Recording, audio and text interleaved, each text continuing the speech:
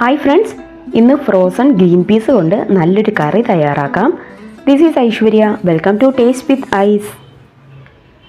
ആവശ്യമായ സാധനങ്ങൾ: 200 gram green peas, frozen green peas ആണ് എടുത്തിരിക്കുന്നത്. 2 മീഡിയം സൈസ് സവോള സ്ലൈസായിട്ട് അരിഞ്ഞത്, 1 തക്കാളി സ്ലൈസായിട്ട് അരിഞ്ഞത്, 2 ഉരുളക്കിഴങ്ങ് ക്യൂബ്സായിട്ട് കട്ട് ചെയ്തത്, 1 ഗ്ലാസ് തേങ്ങാപ്പാൽ, ചെറു ചൂടുവെള്ളത്തിൽ 2 ടേബിൾ സ്പൂൺ തേങ്ങാപ്പാൽപ്പൊടി മിക്സ് ചെയ്തതാണ്. ഫ്രഷ് ആണ് യൂസ് ചെയ്യുന്നത് എങ്കിൽ നിങ്ങൾ 1 പാൽ എടുത്താൽ മതിയാകും. 1 ടേബിൾ സ്പൂൺ ഇഞ്ചി, 1 ടേബിൾ സ്പൂൺ വെളുത്തുള്ളി, രണ്ടും ചെറുതായിട്ട് കട്ട് ചെയ്തതാണ്. ഇതിനെ തയ്യാറാക്കാനായി പാൻ വെക്കാം. ചൂടായി വരുമ്പോൾ 3 ടേബിൾ സ്പൂൺ എണ്ണ ഒഴിച്ചു കൊടുക്കാം. എണ്ണ നന്നായി ചൂടായി വരുമ്പോൾ ഇതിലേക്ക് 1/2 ടീസ്പൂൺ കടുക് ചേർത്ത് നന്നായിട്ടൊന്ന് പൊട്ടിച്ചെടുക്കണം.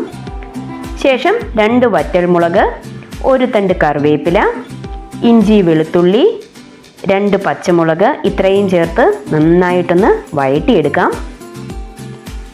നന്നായി വഴണ്ട് വന്നു കഴിയുമ്പോൾ സവോള ചേർത്ത് കൊടുക്കണം. ഇനി ഇത് നന്നായിട്ടൊന്ന് യോജിപ്പിച്ചെടുക്കാം. സവോള നന്നായിട്ടൊന്ന് വഴണ്ട് വരണം. നന്നായി വഴണ്ട് വന്നു കഴിയുമ്പോൾ ഇതിലേക്ക് ഉരുളക്കിഴങ്ങ് ചേർത്ത് കൊടുക്കാം. ഇതുകൂടി മിക്സ് ചെയ്ത് നന്നായിട്ട് ഇളക്കണം.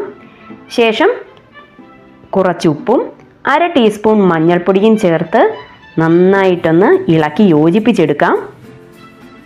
ഇനി ഇതിലേക്ക് തക്കാളി കൂടി ചേർക്കാം.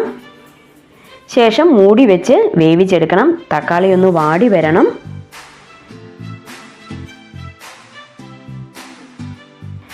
ഇപ്പോൾ തക്കാളി എല്ലാം നന്നായി വെന്ത് ഉടഞ്ഞു വന്നിട്ടുണ്ട്. ഇനി നമുക്ക് പൊടികൾ ചേർക്കാം.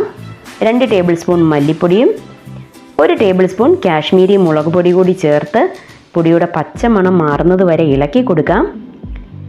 ശേഷം ഗ്രീൻ പീസ് ചേർക്കാം. ഇനി ഇതെല്ലാം കൂടി നന്നായിട്ടൊന്ന് ഇളക്കി കൊടുക്കണം.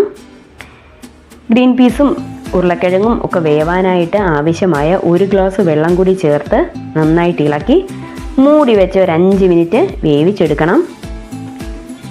ഇപ്പോൾ തുറന്നു നോക്കാം. എല്ലാം നന്നായിട്ട് വെന്ത് വന്നിട്ടുണ്ട്. ഇതിലേക്ക് തേങ്ങാപ്പാൽ കൂടി ചേർക്കാം. ശേഷം 1 ടീസ്പൂൺ ഗരം മസാല കൂടി ചേർത്ത് നന്നായിട്ട് ഇളക്കി കൊടുക്കാം. ഈ സമയം ഉപ്പിൻ്റെ അളവൊക്കെ പാകമാണോ എന്ന് നോക്കണം. കുറവാണെങ്കിൽ ചേർത്ത് കൊടുക്കണം. ഇനി ഇത് മൂടി വെച്ച് ഒന്ന് വറ്റിച്ച് കുറുക്കിയെടുക്കണം. ഇപ്പോൾ നന്നായി കുറുകി വറ്റി പരുവമായി വന്നിട്ടുണ്ട്.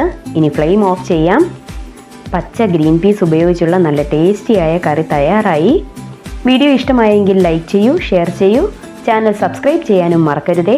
പുതിയൊരു റെസിപ്പിയുമായി വീണ്ടും കാണാം. അതുവരെ ബായ്.